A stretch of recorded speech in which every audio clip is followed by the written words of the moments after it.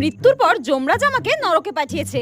আর নরকে আজকে আমার 3 সপ্তাহ হলো। সকালবেলা ঘুম থেকে উঠে রেডি সেডি হয়ে আমি গেলাম ব্রেকফাস্ট করতে। আর এখানে কিন্তু এক এক দিন এক এক রকম ব্রেকফাস্ট দেয়। আর আজ কিন্তু ব্রেকফাস্টে ছিল চাবুকের মার আর পচা রক্ত। যাই হোক, চাবুকের মারটা আমার সহ্য হলেও এই পচা রক্তটা আমার একদম পেটে সহ্য হয়নি। আজকে আমি খুবই খুশি ছিলাম, কারণ আমার বেস্ট ফ্রেন্ড আমাকে ফোন করে বলেছে ও আজকে মারা গেছে আর ও আমারই মতো নরকে আসছে। আর আমিও ওকে বললাম চলে আয় চলে আয়, এখানে খুব মজা হচ্ছে। ও তো জানেই না ওকে আমি মিথ্যে কথা বলেছি। একবার আয় না, চাবুকের বাড়ি খেলে সব মজা বেরিয়ে যাবে।